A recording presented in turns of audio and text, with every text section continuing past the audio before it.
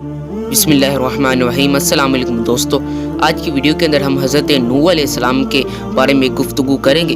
حضرت نوح علیہ السلام کی کشتی کے بارے میں۔ دوستو اس ویڈیو کے تین سے چار حصے ہیں، جن میں سے آپ پہلا حصہ ملاحظہ فرما رہے ہیں۔ تو دوستو اگلے حصوں کو بھی ضرور دیکھیے گا تاکہ یہ مکمل واقعہ آپ تک پہنچ سکے۔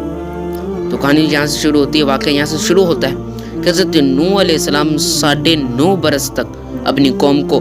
خدا کے پیغام سناتے رہے، مگر ان کی بدنصیب قوم ایمان نہیں لائی، بلکہ طرح طرح سے آپ کی تحقیر و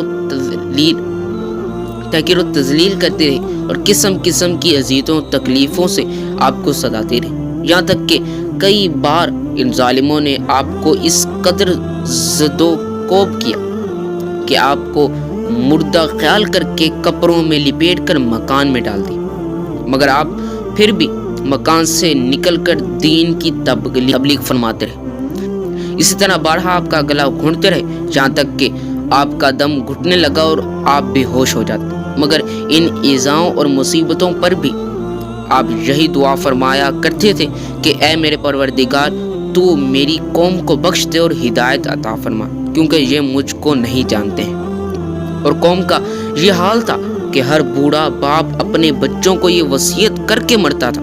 کہ نوح علیہ السلام بہت پرانے پاگل ہیں، نعوذ باللہ،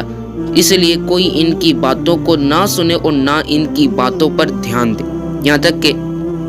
ایک دن یہ وحی نازل ہو گئی کہ اے نوح، اب تک جو لوگ مومن ہو چکے ہیں، ان کے سوا اور دوسرے لوگ کبھی ہرگز ایمان نہ لائیں گے۔ اس کے بعد آپ اپنی قوم کے ایمان لانے سے نا امید ہو گئے اور آپ نے اس قوم کی ہلاکت کے لیے دعا فرما دی، اور اللہ تعالیٰ نے آپ کو حکم دیا کہ آپ ایک کشتی تیار کریں۔ چنانچہ 100 برس میں آپ کے لگائے ہوئے ساگوان کے درخت تیار ہو گئے، اور آپ نے ان درختوں کی لکڑیوں سے ایک کشتی بنائی جو 80 گز لمبی اور 50 گز چوڑی تھی، اور اس میں 3 درجے تھے، نیچے طبقے میں درندے پرندے اور حشرات الارض وغیرہ،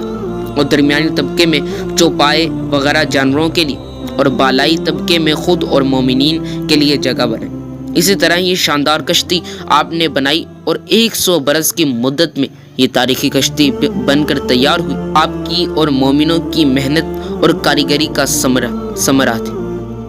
جنہوں نے بے پناہ محنت کر کے کشتی بنائی تھی۔ جب آپ کشتی بنانے میں مصروف تھے تو آپ کی قوم آپ کا مذاق اڑاتی تھی۔ کوئی کہتا تھا کہ اے نوح، اب تم بڑئی بن گئے، حالانکہ پہلے تم کہا کرتے تھے کہ میں خدا کا نبی ہوں۔ کوئی کہتا اے نوح، اس خشک زمین میں تم کشتی کیوں بناتے ہو؟ کیا تمہاری عقل ماری گئی ہے؟ غرض طرح طرح کا تمسخر و استہزاء کرتے اور قسم قسم کی طعنہ بازیاں اور بد زبانیاں کرتے رہتے تھے، اور آپ ان کے جواب میں یہی فرماتے تھے کہ آج تم ہم سے مذاق کرتے ہو، لیکن مت گھبراؤ، جب خدا کا عذاب بصورت طوفان آ جائے گا ہم تمہارا مذاق اڑائیں گے۔ جب طوفان آ گیا تو آپ نے کشتی میں درندوں، چرندوں اور پرندوں اور قسم قسم کے حشرات الارض کا ایک ایک جوڑا نر و مادہ سوار کر دیا، اور خود آپ اور آپ کے تینوں فرزند یعنی حام، سام اور یافث، اور ان تینوں کی بیویاں، اور آپ کی مومنہ بیوی، اور 72 مومنین مرد و عورت، کل 80 انسان کشتی میں سوار ہو گئے، اور آپ کی ایک بیوی وائلہ جو کافرہ تھی، اور آپ کا ایک لڑکا جس کا نام کنعان تھا، یہ دونوں کشتی میں سوار نہیں ہوئے اور طوفان میں غرق ہو گئے۔ روایت ہے کہ جب سانپ اور بچھو کشتی میں سوار ہونے لگے تو آپ نے ان دونوں کو روک دیا، تو ان دونوں نے کہا کہ اے اللہ کے نبی، آپ ہم دونوں کو سوار کر لیجئے، ہم عہد کرتے ہیں کہ جو شخص سلام علی نوح فی العالمین پڑھ لے گا، ہم دونوں اس کو ضرر نہیں پہنچائیں گے۔ تو آپ نے ان دونوں کو بھی کشتی میں بٹھا لیا۔ طوفان میں کشتی والوں کے سوا ساری قوم اور کل مخلوق غرق ہو کر ہلاک ہو گئی، اور آپ کی کشتی جودی پہاڑ پر جا کر ٹھہر گئی، اور طوفان ختم ہونے کے بعد آپ کشتی والوں کے زمین پر اتر پڑے، اور آپ کی نسل میں بے پناہ برکت ہوئی کہ آپ کی اولاد تمام روئے زمین پر پھیل کر آباد ہو گئی، اس لیے آپ کا لقب آدم ثانی ہے۔ تو اس واقعے کے مکمل 4 حصے ہیں،